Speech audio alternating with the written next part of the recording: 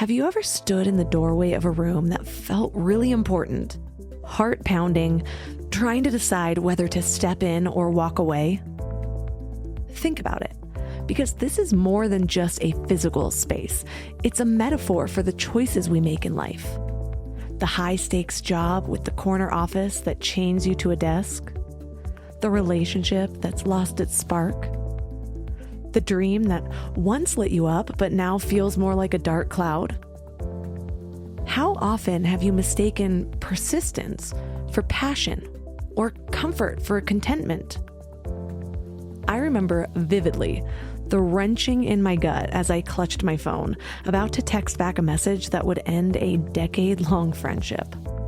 It was one of those bonds that started out full of laughter, but over time just turned to struggle, miscommunication, really just misalignment.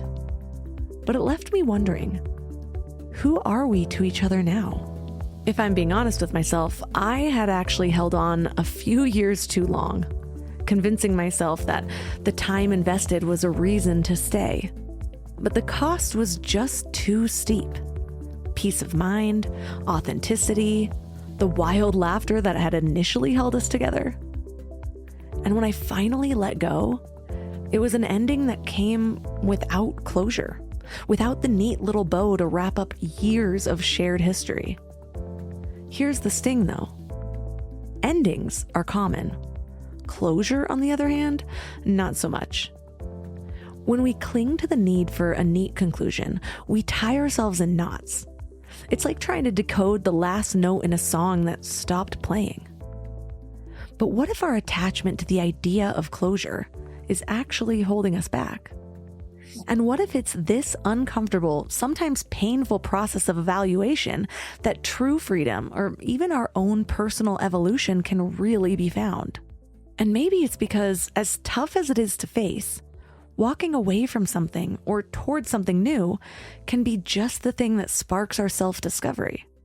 Whereas staying put often requires us to stay who we were. The problem is, most of us don't just have a fear of change. We have this whole narrative around quitting, as though it's some form of failure. And these lies can keep us stuck in rooms that we've long outgrown. So how do we turn down the noise to turn up our own inner nudges? And how can we move more quickly toward our own new doorways of possibility? Well, that's what we're talking about today. Our guest is Emily Freeman. She's the Wall Street Journal best-selling author of 5 books, including How to Walk into a Room and The Next Right Thing. She's also a spiritual director, workshop leader, and host of the Next Right Thing podcast. And her most important work is to help create soul space and offer spiritual companionship and discernment for anyone struggling with decision fatigue. 3 key things we will learn are the powerful 2-word mantra to help you approach difficult decisions, the liberating question that could realign your life's path with true happiness, and a few powerful rituals that can guide you to personal closure, even when others leave the story unresolved. This episode is sponsored by BetterHelp. Let's be real about something. Workplace stress is not just part of the job anymore. 61% of people are dealing with stress levels that are way beyond normal, and it is not sustainable. I used to think that grinding through stress was some kind of badge of honor. Push harder, sleep less, ignore what your body was telling you. And it nearly broke me when I was working for startups. And look, maybe that voice in your head telling you to make a change is right. Maybe you do need to quit your job or completely flip your life. But whether you're making big moves or just trying to survive your current situation, you need tools to handle it well. And that's where therapy comes in. Modern therapy teaches you how to set boundaries without the guilt, how to trust your intuition instead of second-guessing yourself constantly, how to make better decisions from a place of clarity instead of chaos. And BetterHelp is the world's largest online therapy platform with over 30,000 therapists. They've got a 4.9 rating from 1.7 million reviews because it actually works. You can talk to someone from anywhere, and you can switch therapists anytime if it's not the right fit. A vacation won't fix chronic stress, but the right support can help you navigate whatever comes next.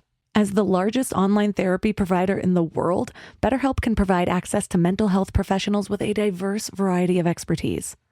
Unwind from work with BetterHelp. My listeners get 10% off their first month at betterhelp.com/mindlove.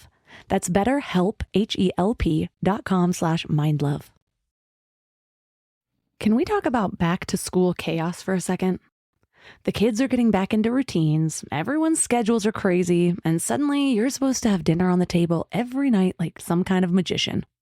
But want to know what I figured out? Shopping, planning, and cooking food really can be simple and stress-free, which is why I love Hungry Root. Hungry Root takes the stress out of mealtime by filling your cart with personalized picks and planning your week of meals, getting smarter with every order. With over 15,000 recipes to choose from each week, many ready in just 15 minutes or less, it's a huge lifesaver on those busy weeknights. I personally love their smart cart technology. It learns what I actually like and then recommends groceries, recipes, and supplements tailored to my tastes and needs. Plus, I love the kids' snack section where I get these really easy snacks to just keep in the car or throw in our to-go bags or lunch boxes for those of you who need them. They screen out over 200 additives, including high fructose corn syrup and artificial sweeteners. They only source high-quality meat and seafood with no hormones or antibiotics, and they carry trusted brands like Oatly and Vital Farms. The time that I have gotten back has been incredible. Take advantage of this exclusive offer. For a limited time, get 40% off your first box, plus get a free item in every box for life. Go to hungryroot.com/mindlove and use code MINDLOVE. That's hungryroot.com/mindlove, code MINDLOVE to get 40% off your first box and a free item of your choice for life. hungryroot.com/mindlove, code MINDLOVE. I was so torn up about the ending of a particular friendship. This was years ago, very similar to your story. Like it ended and I didn't know why. It was like we were friends and then we weren't. And I'm like, I carried it for probably several years. Like, well, I probably did something wrong because that's what some of us do that. Others of us might just throw the blame on someone else. Like, I think it depends on our personality. But mine was like, well, I did something wrong. So should I apologize? And I remember my mentor being like, but like, what would you apologize for? Like, can you put it in a sentence? Well, no, but just probably like, everything. I'll just do like a blanket apology. And I remember her saying to me one time, she said, Emily, because I was like, I don't know what I did. And I wish I could just figure it out and be understood. And like, if I knew what I did, then I could explain it and I could apologize for it. I could take it back. She was like, Emily, what if there is no story? What if it just is? Turn up your frequency with Mind Love. Bite-sized brain hacks for seekers, dreamers, and doers. It's time to give your mind a little love with your host, Melissa Monti.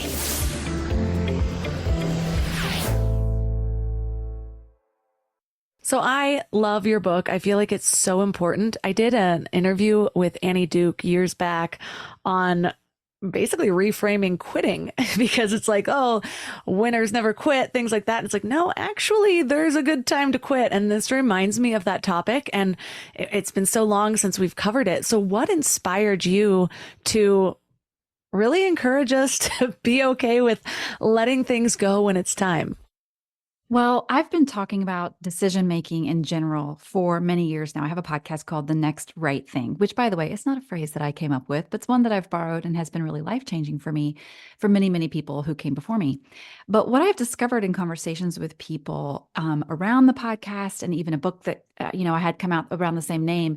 So I talk with a lot of people about decision-making. And what I've discovered is the decisions that tend to give us the most trouble a lot of times are around this question of, should I stay or should I go? Is it time? How can I know? Is it time to quit my job? Is it time to, change vocations? Like this whole binary, what feels like a binary decision of stay or go.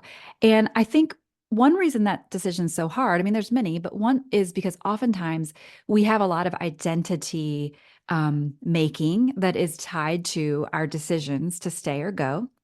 And the reason why I wanted to have maybe a broader conversation about it in book form is because of the very thing you said, that sometimes we have this idea that it's always better to whatever fill in the blank is. Some would say it's always better to stick it out and to stay and never quit. And that depends on your particular social location and family of origin and all of the things. And then there's another story some people tell themselves, which is it's always better to, strike while the iron's hot no matter what you've got going on and be able to pivot and hold things lightly. And that's two different mindsets, but they both attach like morality and identity to those decisions. And what I want to submit is that what if these decisions are not things that are so intrinsically woven black or white, but is actually like as they come along, what if there was a way that we could begin to discern decision by decision whether or not now is a time to go or stay? And sometimes you might be like, yeah, it's time to stay. And then a year later, you might be like, actually, now it's time to go. And you weren't wrong either time. There's so much I want to dig into. It's like I want to ease people into this topic, but I have so much I want to say that's going to go deep. So here we go.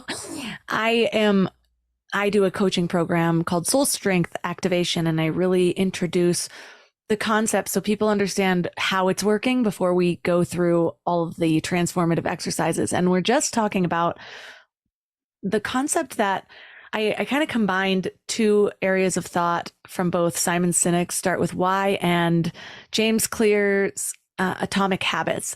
And I found that when you overlay the circles, long story short, this whole why and our how are attached to the limbic brain. And that why is really deeply identified with our identity. And the reason that I'm talking about this is you mentioned identity in this idea of should I stay or should I go? And how a lot of people identify with not being a quitter or pivoting quickly. Like that's the part of their identity.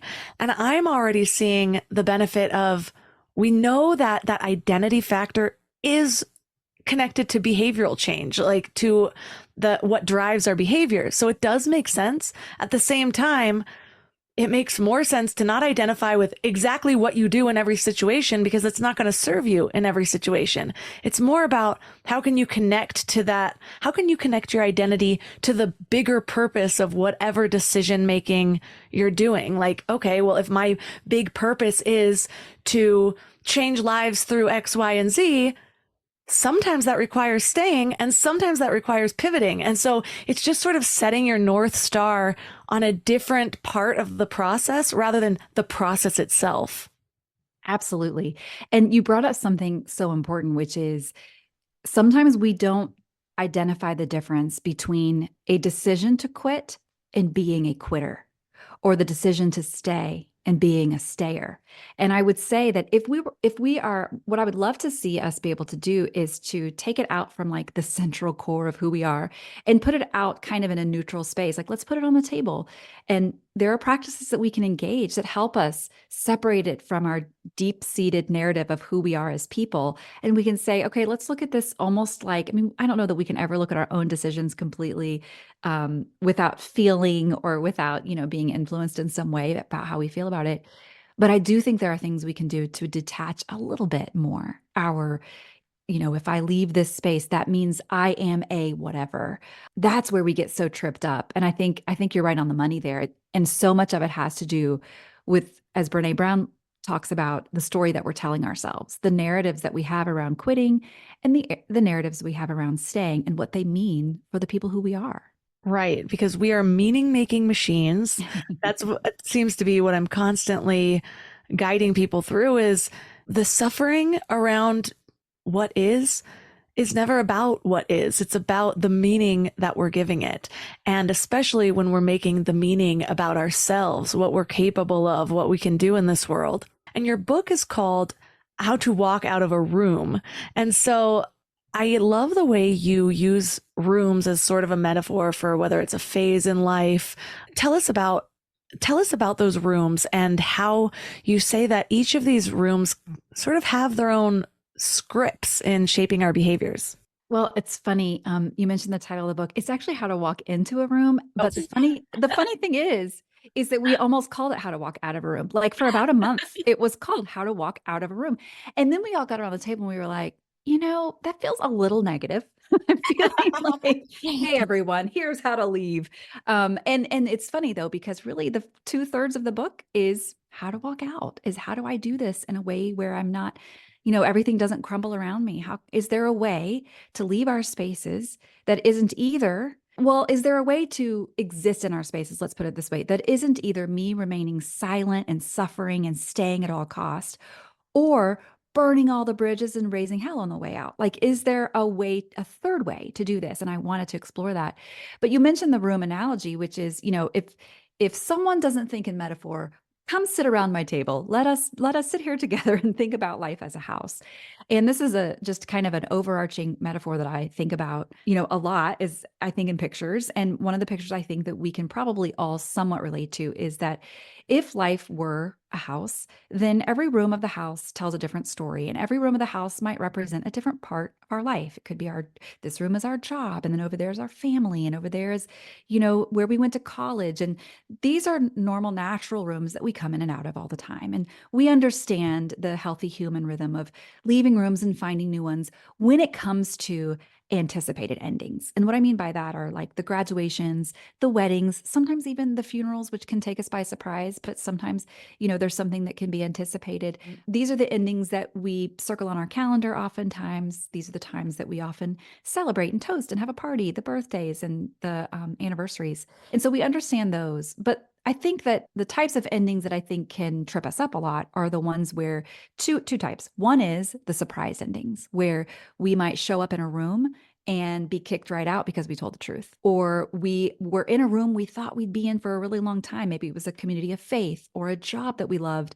And something happens and we get fired or we get ostracized for whatever reason. And now here we are in a hallway. And all this time we thought we were going to be in that room forever. And then finally, there's a third type of ending that can also be troubling for some of us. And those are the ones where we need to discern, or it's a chosen ending, where I'm standing there with the question, like, I'm in a room and I've been in this room a while. It might even be a room I fought for, went to college for, tried really hard to get into, and maybe was accepted into. And it was one that a lot of people want to be in. Could be the, room of a certain vocation or a certain job opportunity that you fought for. But then something begins to shift. There's a conversation had, or just over time, the culture that happens in the room is just a different vibe than what you thought it would be or what it was when you got there. And you begin to ask yourself questions about that room. And so that's where I hope to provide some guidelines, some framework that will help people begin to, okay, what are the questions I can ask myself if there's a room of my life that maybe has taken me by surprise, or maybe I'm discerning, is now the time to walk away?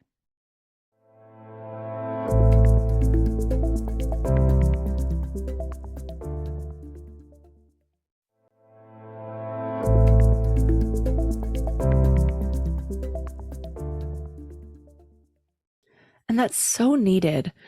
I reflect back on my life, and I went through a period of time where I stayed no matter what. And that includes relationships. And I was going to say jobs in there, but nope. I was one of those people. I'm like, 8 months is good. Let's move on to the next one. But yes, relationships, especially. And as you said, when you feel like you really earned that, it's really hard to let it go, because they use all those psychological tactics of scarcity and urgency and exclusivity. And so then once you're in, you're like, well, if I get out, will I ever make it back in again? Not considering the idea that, do I want to be trapped? Do I want to be? Exactly. Such an important question. And then as I began to evolve, I really started to understand I need to let go of people, patterns, places, jobs, and I started to intentionally craft my life. And I'm looking back at that beginning part of when I did that, where I'm just like, okay, I'm growing out of you. I'm growing out of this. This doesn't feel good. And it was like, there's this meme where there's like this crazy little girl with wide eyes and there's a burning house behind her. It reminds me of me during this period, just like throw the match at it. And one thing I've really admired about my husband is that he has never really burned a bridge ever in his life. And now it's really coming full circle. A lot of things like needing help in certain areas, company growing. And I look and I'm like, oh, I wish I had that foresight back then. Mm-hmm. And so now I'm in a state of awareness where I just think I'm a more evolved person. I can actually focus on these things instead of just being in my survival mode. So I'll give myself grace for that. But it is a point where I have to intentionally craft new ways of being. And so I love that you have a sort of guide. You use the PRAY acronym to guiding people towards navigating life decisions. Tell us about that. Well, first, I love your phrase of intentionally crafting your life, because I don't know that we often think that we have that option. But we all have some form of agency, some of us more than others. But when it comes to the life that we're living, what are some ways that we can raise the level of intentionality so that I can put myself in the path of myself, so that I'm living the life that I long for and that I'm meant to live rather than someone else's life? And that's a question that we can often ask when we're standing at in a threshold of a room where we're like, do I stay or do I walk on all the way out? And so the PRAY acronym is just a very simple 4-part movement that I have found kind of slows me down to the pace of life rather than thinking like, should I stay or go? Must make a decision now. So it sort of gives us a little bit more time. And I'll briefly share what those 4 are. The P stands for point and call. You mentioned James Clear's book, Atomic Habits, and in there he mentions the Japanese railway system, how it is the safest in the world, thanks to a safety system that they have implemented called pointing and calling, which is really just where the railway workers look at all the function of the train and what's happening on the train, and they simply point at it, signal is green, and they call it out loud. Signal is green. They point at the speed and they call it out loud. And it almost sounds like something a toddler would do, like when they're playing, like there's a ball, there's a dog, but this has actually reduced workplace errors by 85%. It is the safest railway system in the world. And the same way they do that for keeping the train safe, I think we can do that for our inner life and the rooms of our life. And we can look around and say, okay, I'm questioning this room, or maybe I don't know if I'm questioning or not, but are there things I can do here to point and call? And so there are some questions you can ask yourself, like, for example, not to decide to go or not, but simply to state what's true. Like, for example, what in this room am I avoiding, if anything? What is good and beautiful about this room? Because that's why this is hard, because there are beautiful things about the room. And who is in this room with me? Who has already left? Who has the power here? Is it me? If I leave, who will be impacted? If I stay, who will be impacted? So there are many questions we can ask without judgment to begin to point and call at what's actually true. So that's the P. And then the R is remember your path. So often when we are trying to make a decision, we're really focused on the future. Like, what should I do next? But I would like to submit that oftentimes our biggest teachers of our future decisions are really decisions we've already made. And so rather than trying to look through the foggy future at what the path is before me, find ways to reflect and look at the path I've already traveled. And one way to do this is I ask myself 2 questions. What in my life or in this room has been truly life-giving? And what has been life-draining? And can I write those things down? Again, it's sort of another way of pointing and calling, but it's doing it specifically with where I've come so far. And that can be a way of helping me know and name, okay, well, here's what some of my core values are. Here are the things that matter most to me. And those things matter to those people over there, and those aren't bad things, but those aren't my things. And I think remembering our path and what's meant something to us along the way can be a way to do that. The A stands for acknowledge presence. And this is both the presence of God with you or divine love, however you might want to language God, higher power. Also the presence of people who know and love you. Are there people you can talk to and lean on in this space? And I want to also emphasize the presence of someone that we often forget, which is our very own selves.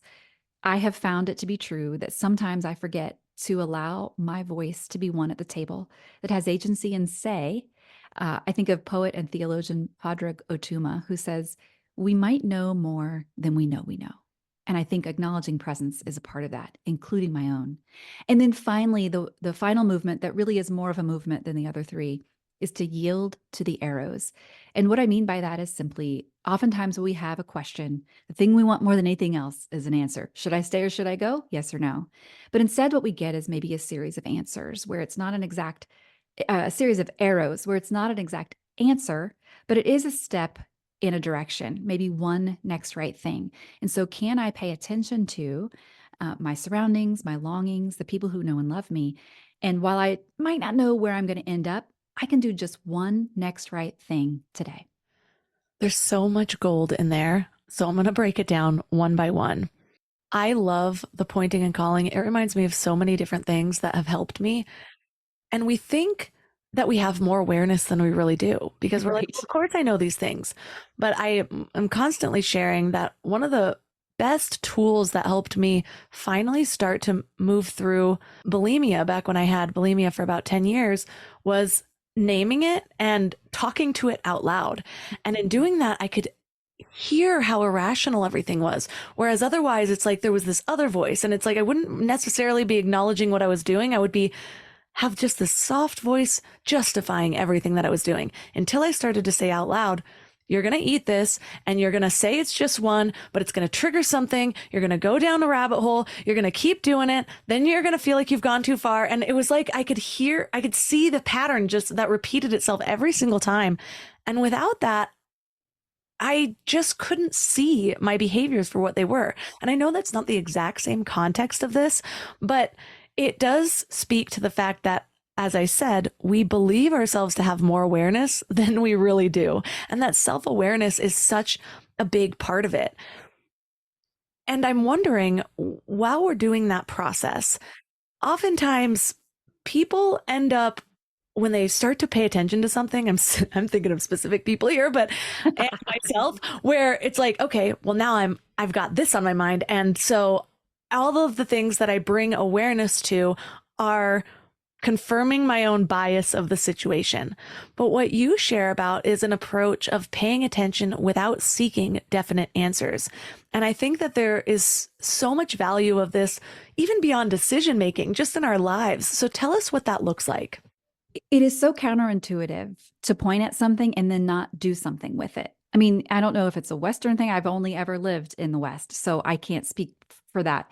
But I have a hunch it might be, which is, oh, we identify a problem, fix it, fix it.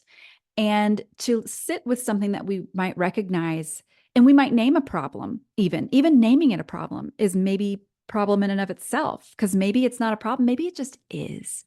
And maybe for someone else that would be a solution, or that would be a gift and they would love it. But we've been naming it problematic this whole time. And so it is extremely counterintuitive. And you're right, sometimes it's tempting. And I think your point about it's so good. Your point about we think we're more aware than we actually are. We have more self-awareness than we actually do. Because I think at first in this process of pointing and calling, we might first recognize the things that kind of confirm our own bias. But if we're honest in the practice, what will have to happen is we continue to, and I give 10 questions that you can ask yourself. So you don't just have to, come up with the questions, but you continue to pay attention to things that even the question itself is one you just never would have asked. And so it's hard to confirm your own bias in a question that you've never considered. And I think that's an important part of this process. And again, allowing yourself to not go from identifying a problem to fixing it, and that yield to the arrows is the final movement. And even that's not an answer. I know the answer people are turning us off right now because they're like, this is too slow. But there's something slow. Like I think about our nervous system, and I'm not a doctor, a medical doctor, or a psychiatrist, but I have learned a little bit about the pace of our nervous system, and it is much slower than the pace of that I'm talking right now, than the pace of things that we experience. And so there is something really beautiful, and I think maybe even mysterious, of slowing down our discernment process to maybe match a little bit more with the pace of our nervous system, and see if we can get all the parts of ourselves online as we consider these decisions. That's one of the main goals of meditation, is actually learning to just be aware of your thoughts without attaching to them, giving them meaning, ruminating on the story behind them.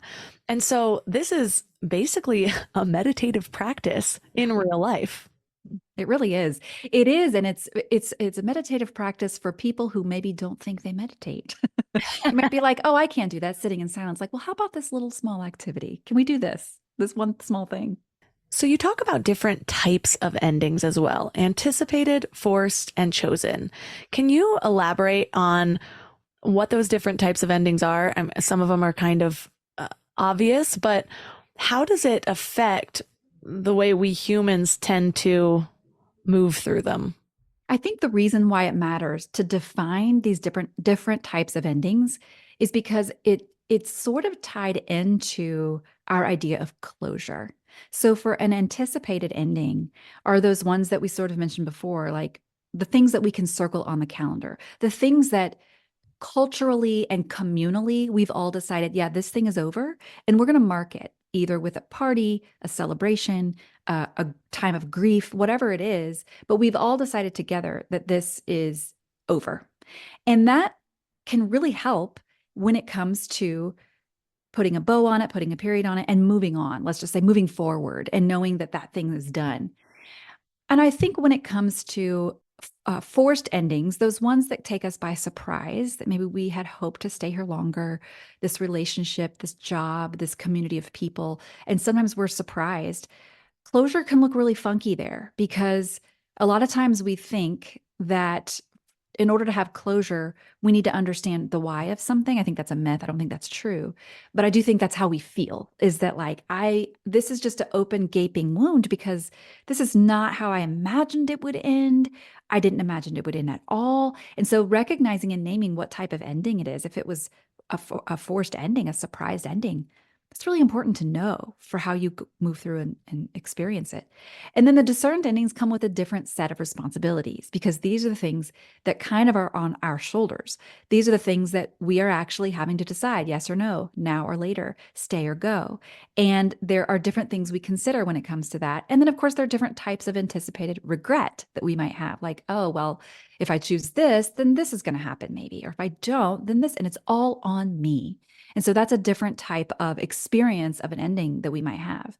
But the reason I bring closure into it is there's a real difference between ending and closure. And I think closure is a luxury. And if you get it, take it and run. I mean, yay, you. Cheers and have a toast and throw a party because it happens so seldom that we actually get the closure that we think we want, the closure that we feel like an experience deserved. But sometimes we always get endings. Closure is a luxury. And so the endings that we get, I think we can learn to find the closure that we need in them. But I think the first step of that is naming what kind of ending was this? Was it anticipated? Was it forced? Or was it something that I decided?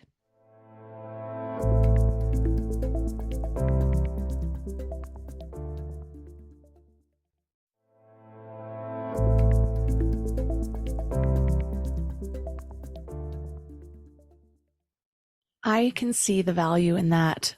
I am having like flashbacks of my life. And it's funny, there's been certain friendships that have ended and that have marked periods of time in my life. Like there was one, it was a best friend from like fourth grade through college. And I still don't know why our friendship ended. Like we had a good phone conversation. And then I found out she moved back to our state. And I found out by running into her at her place of work. And she just like never talked to me again. No idea what happened. That was 20 years ago. I still have one dream about it a month at least. And then there were friendships in my 20s where I was clear, like I said, I was growing out of them. And one that I know I needed to cut off, another one that I thought I knew I needed to cut off. And now we've sort of rekindled. And I look back and I'm like, oh, that was a time I think I threw a match back and I should have just allowed us to ebb and flow. But what they all have in common is that I made the meaning about me. And I just decided a couple months ago, Melissa, you know the tools for this. You need to work through it. And so I had to do what I usually do of when I'm trying to break through a belief that I can feel just keeps persisting. And I had to just sit there and log all the evidence that I have for not being a bad friend. Like for some reason, I'm like, oh, when people get to know me too much, that's when maybe the veil drops or something like that. Maybe I'm not as good in a long-term relationship. People think I'm going to be some way and then I'm not. And I made all this meaning about myself. And a couple of years back, it was actually quite a while ago now, I had a birthday dinner and I invited some people. And you know, when birthdays come around, I get a lot of those feelings like, who's going to show up? I hope I'm not asking too much of people, whatever. A bunch of my really good friends came through. One person brought his girlfriend and they were going around saying something nice about me. It was really sweet. And she's like, well, I don't know you super well, but I'm very impressed at how many past roommates are here. That tells me that you're a really good friend. And I should actually reach out to her because I don't think she knows how much that just like broke me open. I needed to hear that. I needed to point and call that part of my life instead of placing so much emphasis on like 3 friendships in a 38-year time fallen away. But they were my best friendships. And so I think that's why it was so difficult. And so you also mention how these endings prompt questions about belonging and discernment. And those things popped up both of those topics. Like, am I really worthy of belonging with people? Do I make good decisions around friendships? And so those two things. So how do you recommend that people maybe avoid the 20-year suffering I put myself through before I decided to workshop this? Well, you just so beautifully illustrated that with the lack of information, we fill it in with bad things. And it usually has to do with us. And oftentimes the story is one of either shame, anger, or fear. And that's what we do. That's just like how humans work. No one sat down and taught us that in first grade. We just do that. And so what we're trying to do is what we have to learn to teach is the opposite of the screensaver, which is this is the automatic thing is shame, anger, or fear. So therefore, how can I work against that and counterbalance? And I think one way to begin to do that is to really truly begin to believe in our bones that an ending does not get to define the whole story. And you talked about these long friendships that you had from fourth grade until college, this friendship. And this was many, many years of your life. And because it ended weird with some ambiguity and some like question marks, it feels like it's colored the whole darn thing. Like, and so much so that it shows up in dreams. I mean, our dreams are so informative. They may not that they like necessarily give us like information that we have to dissect, but I do think how we feel when we wake up from a dream is like really informative. Like it's a piece of information. And it's funny that you brought up friendships because when I have had the conversation about leaving rooms and finding new ones and, endings that don't have closure and how can we kind of bless the ending we get and not demand the ending that was impossible for us. So many people bring up friendships and a lot of people have a lot of friendship pain that's sort of just like hanging out around there because I don't know that we have a lot of vocabulary or like models for how to friend well, especially as grownups. Like, how do we do this? And what about friendship breakups? And I mean, I think Laura Tremaine, she wrote a book about the Life Council. It's called The Life Council, a book about friendship. And I mean, I remember having a conversation with her and thinking like, oh, this needs to be talked about all the time. Like this is not something we talk about. It's the relationships that are so important to us, but it's not romantic. And so therefore it doesn't get as much airtime. But I do think that beginning to know and name and really have it be part of our ethos that the ending doesn't get to define the whole story, that there's it is a plot point and it does matter, but it's not the whole thing. And if there's a way to begin when we're leaving a room or when someone left us behind, when someone left a room and here we are standing in it without them, I find it helpful to actually, I mean, I'm a list girl, so I like to make some lists. And two of the lists I make when an ending comes like this or relationship ends is to say, okay, what are the gifts that I'm bringing with me as I leave this room or that I'm picking up as I'm still in this room and write them down, like the gifts of the room. Even terrible rooms had some gifts. They did. And so being able to name those, it's another form of pointing and calling. And then also writing down equally as important is what are the things in this room that I cannot take with me? Because a lot of times, something that I try to take with me after the end of a relationship, for example, is I try to take with me the whole story. I try to take with me being understood fully. I try to take like an explanation that I'm never going to get to say and conversations that were had about me when I wasn't in the room. And I'm like trying to put them in my suitcase and like, I can bring this and I can control this. And I'm here to tell you that stuff doesn't fit through the door. We have to leave it behind. And as I begin to name those and like literally with my hand, write them down in a journal, it's like it loses just a small bit of its power. And then I can counterbalance that with, but here are the gifts of that room, the gifts of that relationship. And sometimes the gift is the person who you have become as a result of it that you never would have become if you hadn't been in that room in the first place. I made a whole face when you said being understood fully, because it's something I can relate to so much. A friend and I were discussing how we tend to over-explain sometimes because we have such a need or a desire, a yearning to be understood. And we traced it back to never really feeling understood growing up. Yep. And then that opened up another discussion of, is it even possible to fully understand somebody? And I think that made it lose some of its power because I'm like, well, yes, of course I over-explain. It's something that I'm going to work on, but it's touching on a childhood wound. So of course it's there. And then I'm like, okay, but that wound is never going to heal if you are still looking for something in adulthood to give you the same thing that may be impossible, because I also think it might actually be impossible to fully understand ourselves. We're so complex, and we're always giving meaning, and we're looking at everything through tinted glasses of our beliefs, our experiences, how we want to see things, how we want to be seen. And so there is such beauty in, even just for a moment, I have not been able to make this my whole worldview, but when I can pop into the, let it be okay as it is. Maybe you don't understand. Maybe there's just always opportunity to unfold, and that's the beauty of life. So just understand what you want to understand right now, what you like, leave it open, see how it is if you experience it without attaching to any of this meaning. And every time, even right now, just opening up this idea, I feel lighter. I feel fluid. It's like my hard candy shell melts off, and I'm just sort of one with the moment. I love that. And I see something else and I give that meaning, and we're out.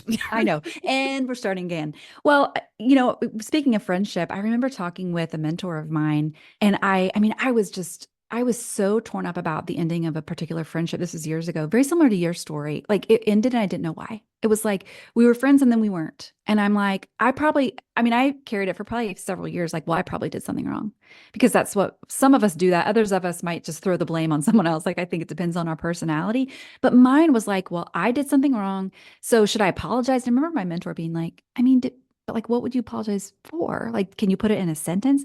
Well, no, but just probably like everything. I'll just do like a blanket apology. And I remember her saying to me one time, she said, Emily, because I was like, I don't know what I did, and I wish I could just figure it out and be understood. And like, if I knew what I did, then I could explain it, and I could apologize for it. I could take it back. She was like, Emily, what if there is no story? What if it just is? And it was deeply unsatisfying at the moment when she said that. I was like, I don't like any of those words you just said. But I'll tell you, that was the beginning for me of finding an imperfect closure. It's not the closure that I wanted. The closure I wanted was, we're going to sit down and she's going to tell me everything that I did wrong, and then I'm going to make it all right, and we're going to hug, and it's going to be fine, and I'm going to feel good. And I'm going to stop having dreams, because I also had dreams about this particular friend. But instead, that like, what if there is no storyline, started to work its way in me. And it was a slow closure.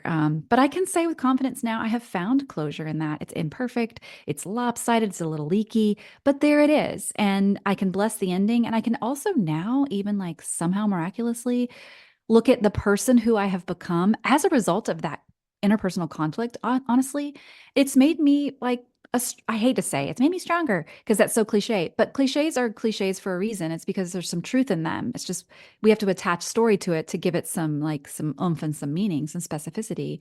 And I do think it's helped me learn, like, oh, not everything's about me. Actually, the world does not revolve around me. And there's some real relief in finally being able to realize that.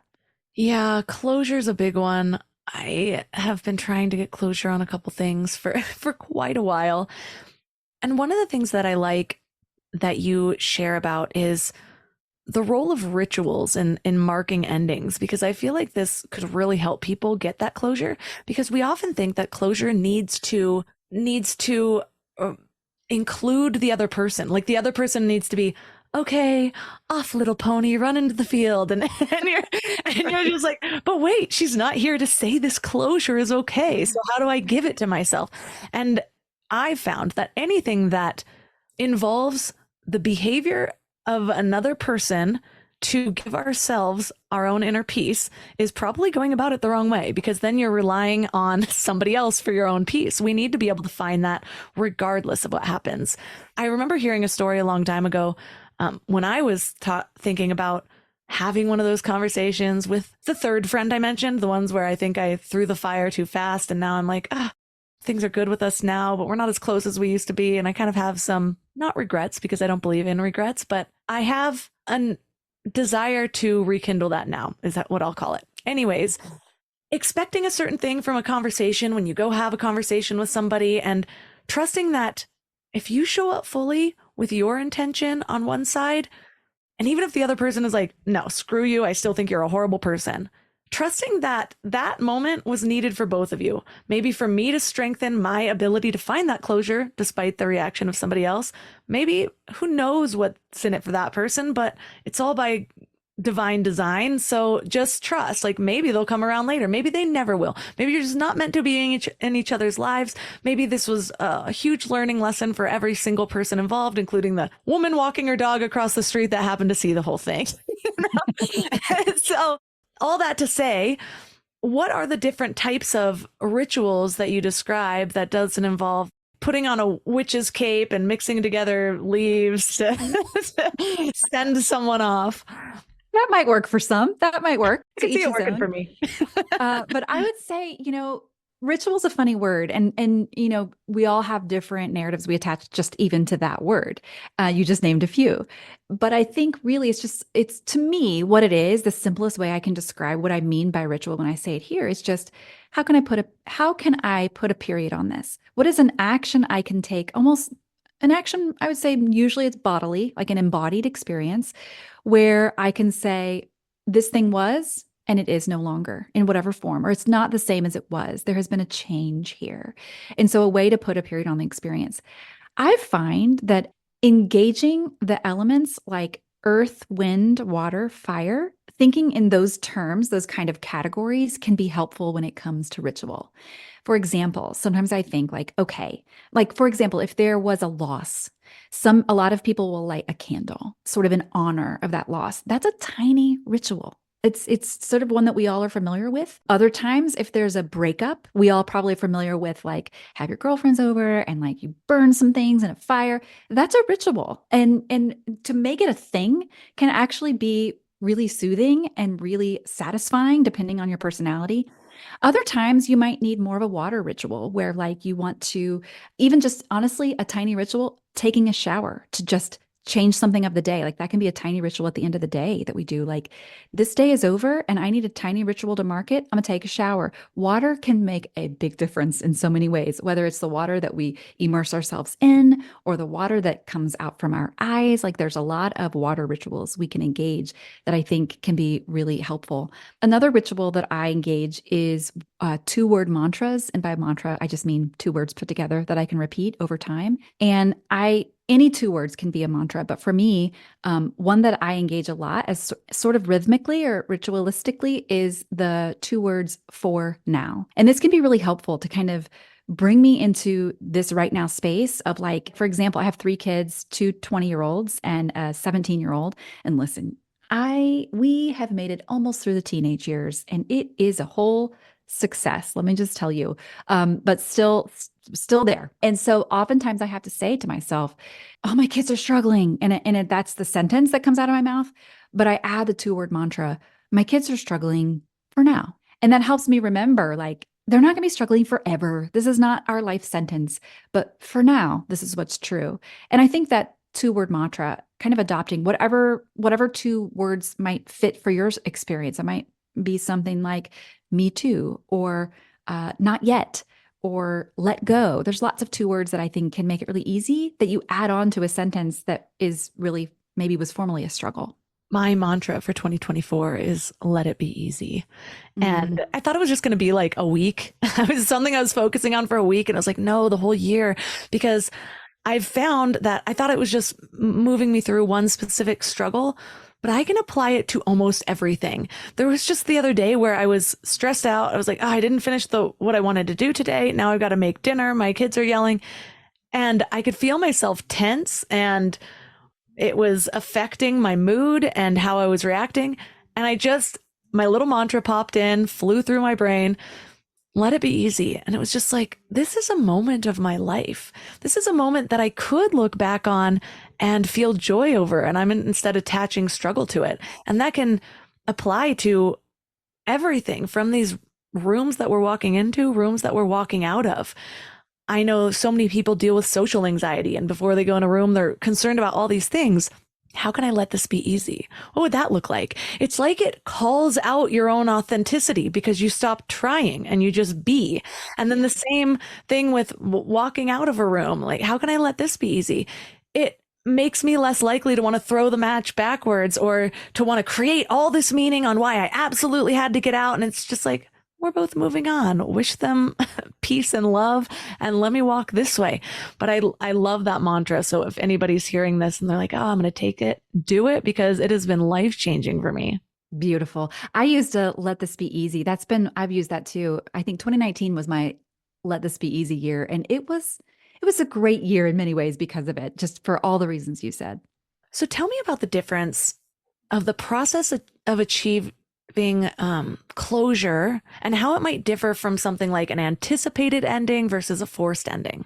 Well, I think when it's a forced ending, we feel like we were robbed of closure because none of us ever plan on or imagine closure to be disruptive. Closure is a word that feels like a final note in a musical, or like it's like, and we're all satisfied. It's like we've waited for this, and so a surprised or a forced ending is like the opposite of that. It's like something is taken from you. It feels like, and so that feeling or that experience of what we would call closure is like, it's not even in the room, like literally or figuratively. It's just like not a part of our experience at all.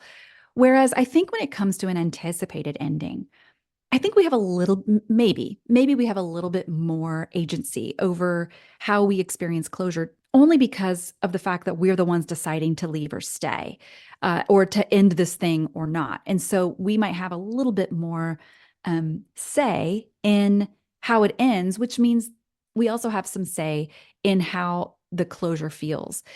I'll even challenge my own word with closure. I think it was John O'Donohue, who was an Irish poet. I'm quoting a lot of poets today. But he talks about, rather than closure, he talks about completion and how can we really say closure? Like when so much of our lives are cyclical, like you look at the seasons and they're cyclical, and our bodies have a circulatory system, and it's like things are changing, but they're never really finished. And closure kind of implies an ending that is like finished, the end, it's over. And there are just so few things in life that end that way. And so I like his kind of reimagination of this idea of completion. Like, even if it's a surprised ending or a forced ending, we can say, well, it's not complete in the definition I would like, which would be maybe more of a wholeness, but it's complete in the definition of, well, it's over and now it's time for something else, even if it's not what I would have chosen. I love the metaphor you used or comparing it to the final note in a song. All of a sudden I had all these visuals because I create meditations, and I'm always trying to like, can I find a song that's exactly this length? Because it is so satisfying when it ends. And then I'm thinking of my toddler, who I'll be listening to a good song on our Alexa, and then he's like, "Go play Bulldozer by Blippi." And I'm like, no, it's like right in the middle of it. I really can feel my energy wanting to go back, and he will not let me switch the song back. But you know what? This idea of creating our own closure is just like being okay with the fade out. It might be the final note, but at least it tapers you off. At least your toddler isn't stealing your energy at that moment. So I found that really helpful. But there's also something that around this idea of yielding to the arrows. And it's such a big thing that I teach in following the cues from life.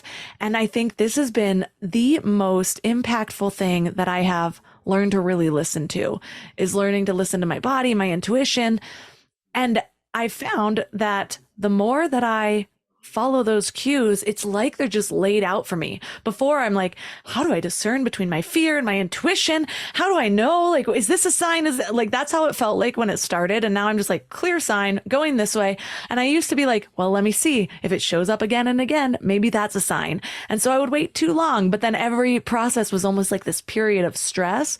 Whereas now it feels clear. And I remember somebody telling me on episode 2 of this podcast, and I created this little, I like edited it in a certain way, because she's like, and then eventually if you listen to those clues, you'll just start to realize they're always there. God will give you more of them. The universe will give you more of them, however you decide to look at it. And then you just start to feel guided, guided, guided. So every time it happens, I hear guided, guided, guided. I love that. But what are your tips for getting to that place? Maybe shortening that period of time, because it took me 10 years to get there. How do you feel guided, guided, guided?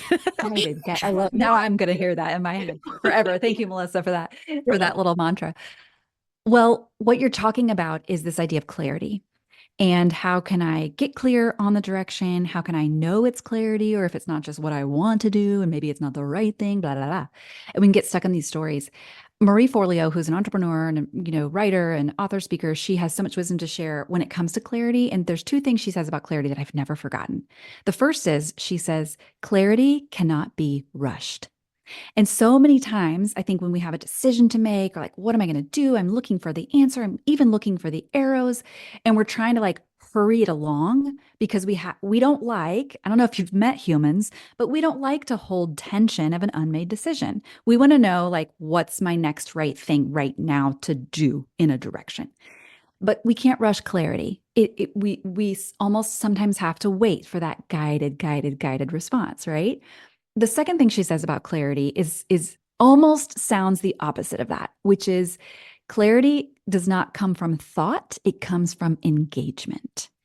And so what that is just what you said. It's kind of moving in the direction that you're engaging it. You're trusting that, this way that I feel compelled to go, when I pay attention to all the cues, when I've pointed and called, when I've paid attention to my people, when I'm not denying my core values, I'm actually working to move in alignment with like who I am and what I long for. And I'm going to take a step in a direction. Am I 100% clearly sure it's right? Of course not. I'm a human person. However, engaging that, even if you're moving in a direction that's not great, engagement will bring clarity sooner than sitting around and thinking about the clarity and whether or not this is the right move. So I think those two things, you can't rush clarity, and also it comes from engagement. Those two things, almost like, two steps of a walk, have been so helpful for me when it comes to that very question you ask. I love that quote. I actually had a whole email series a couple months back on action, or clarity is actually the reward. Clarity and confidence are the reward of action. And we're so often trying to get it through rumination. And that just muddles it even more, because you can create infinite possibilities with your mind. Yeah. And an idea that I've been playing with in my life is, what if you can't choose wrong? What if no matter what, how does that take the pressure off? Where, yeah, maybe you look back and you're like, I wish I would have picked this, but what lessons would you have missed? And maybe you needed these lessons in order to choose right. And so it's just like that. Any entrepreneur has probably seen that graph of like the journey of an entrepreneur, and it's like all these ups and downs, but overall it's moving upward. We just expect it to be this straight line, and so we have a dip and we think it's failure, but it's not. You just have to be okay that it's going to be dips and ups, but know that the trend is going up. It's like Bitcoin, Yeah. That's good. Or look at your long-term investments. Most of them, it's like, yeah, oh gosh, it crashed, let me pull out. No, just stay in. It's going to go up. In long term. And so that has really helped me in the decision-making process, because I used to wear procrastination and indecision as like these badges of honor. And then somebody once told me that indecision was a form of pain, and so is procrastination. But what I have found, and this is something that I've been drilling into my clients recently, is we think that procrastination is just putting it off, and maybe we're staying where we are. But I would argue that no, you're actually moving backwards, because yeah, you might be staying where you are in terms of this one specific goal. You're building self-beliefs at that time, that you're not the type of person to take action, that you're not the type of person to follow through, that you are a procrastinator, that you are. And so I lived in that gray zone for such a long time. And when I finally started being a different way in my life, the hard part wasn't just making progress on the goals. It was actually dismantling all of those self-beliefs that I created when I refused to move forward, when I didn't trust myself to move forward. And I think that's an aspect that people often overlook. Oh, that'll preach all day Sunday. That is so, so good. And it comes back to that identity piece, right? Like, we're really not, you can't simply be standing still because you're not standing there still thinking nothing. You're standing still and forming all of these narratives in your mind about what it means that you're standing still about the person who you are. And so that dismantling process, that is so important to pay attention to and to name. I will never forget that now that you said that, because I've never really thought about procrastination in that way. Well, I love leaving listeners with one specific thing to focus on this week to sort of ground some of these concepts into their lives, because I know that we've covered a lot. So if you were just going to give them one little growth work item, one thing to focus on, what would that be? I think because we're talking a lot about decisions when it comes to the rooms of your life and the things that maybe you worked hard to get into, or rooms that you might be questioning, I think a lot of fear can come up of like, oh gosh, if I start pulling at that thread, what is going to become of me or of this space? And I would say specifically to someone who might be questioning a room that you worked really hard to get into, I will just say this: just because you're good at something, it doesn't mean you have to do it forever. And so maybe there's some courage in just beginning to ask yourself the question, what am I noticing about myself in this space? And see what arrows you might be able to have to follow when you ask yourself that question. That's such a good question, because we so often do think, well, maybe this is a sign that this is what I'm supposed to do. Well, want to know what I was really great at doing? Staying up until 6 a.m. doing crap loads of Molly in my 20s. Like I was also good at binge drinking for a while. I was good at a lot of things that are very clear I should not hold on to. But just because it might be a positive trait, we think, oh, well, this is who I am. But is it who you want to be? Is it what brings you joy? And if you ask yourself those two questions and it's not who you want to be and it doesn't bring you joy, then do you want to be a person that is just repeating a behavior because other people think you're good at it, or you have skills in it, but then you're not a joyful person. So it just unravels so many other things. So thank you so much for all of the wisdom that you have around this specific topic. I just think it's something that's not always talked about enough. It's like we talk about these foundational things, but it's like, yeah, but then what? Now we're just stuck in this one life path forever. So if listeners are resonating with you and your book, How to Walk Into a Room, where you'll also learn how to walk out of one. That's right. Best place for them to connect. You can find me online at emilypfreeman.com. I'm also on Instagram, Emily P. Freeman. And the book is wherever books are sold, as they say. So I would love to connect with you. And it has been a true joy to be here with you today. All the links for this episode will be at mindlove.com/342. Your challenge for this week is twofold. Take your body element type quiz. It's super quick and highly informative. And spend some time in boredom. This has come up as a challenge in so many episodes across the board of category. Everything from enhancing your creativity to finding more stillness to connecting with your inner voice to really being in tune with your body. We need these moments of stillness where we're integrating, reflecting, just relaxing without this constant consuming of input in our lives. So do with this time what you will, but just find that time. I love to go on long walks without an audiobook or a podcast, although it seems a little counterintuitive to suggest to you guys. But even when I was working in a startup, I actually convinced our CEO to schedule in boredom time for each of us. So we'd go into the conference room alone and just lay on the floor, doodle, whatever our free time looked like. And it was really effective in enhancing the ideas that we came up together. So spend some time in boredom, take your body element type. All of my amazing sponsors are at mindlove.com/sponsors. Please find me on Instagram at mindlovemelissa. If you like the podcast, you're going to like the Instagram. There's all sorts of short tidbits to just keep your vibes high between episodes. mindlovemelissa. If you love this episode, please take a screenshot, share it on Instagram, tag me and Mindlove Podcast, and Acupuncture Fit.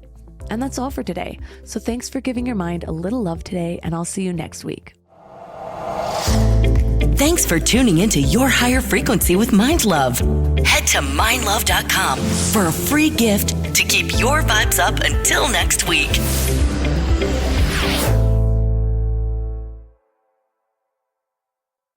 Mr. Gecko, you're a huge inspiration to us all. But who was your muse? My dear old Nan. She would tell me, always remember to be true to yourself and to use that fast and friendly claim support on the Geico app. I follow her advice to this day.